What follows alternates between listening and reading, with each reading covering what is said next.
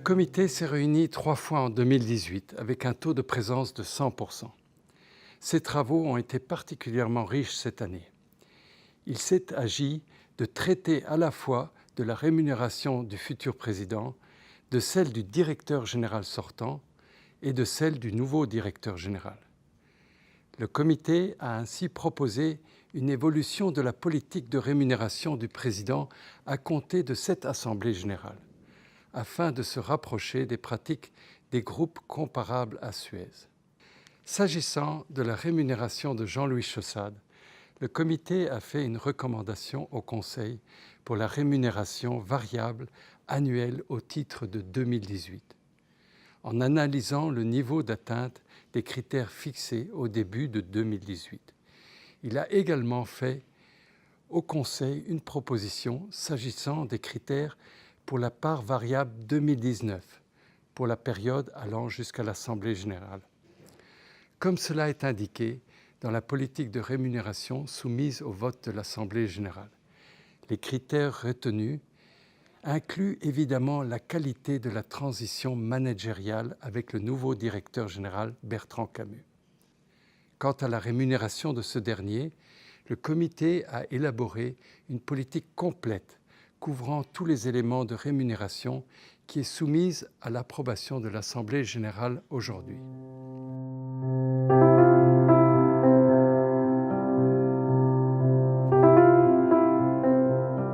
La politique de rémunération proposée pour Bertrand Camus sera présentée plus en détail lorsque les résolutions seront soumises à l'Assemblée générale dans un instant. Cette politique reflète plusieurs priorités autour desquelles le comité a articulé sa réflexion. Tout d'abord, une stabilité de la part fixe, qui est restée inchangée depuis 2009.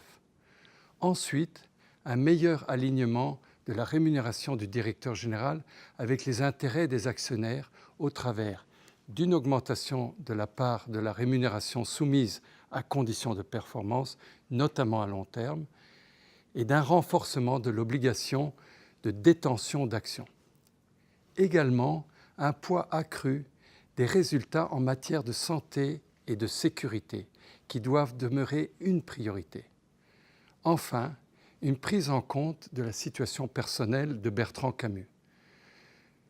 Le tout, évidemment, dans le strict respect des recommandations du Code AFEP-MEDEF et des meilleures pratiques du marché. Le comité a veillé à ce que cette politique soit à la fois exigeante et compétitive, afin de permettre à la société de conserver ou d'attirer des dirigeants de haut niveau au sein de son groupe.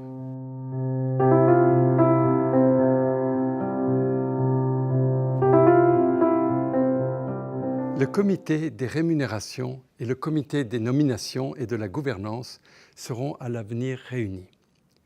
Dans ce cadre, le comité continuera à s'assurer que les différentes composantes de la rémunération du directeur général ainsi que le plan de rémunération de long terme reposent sur des critères ambitieux et en ligne avec les orientations stratégiques et qu'ils répondent bien aux attentes des actionnaires et plus largement du marché.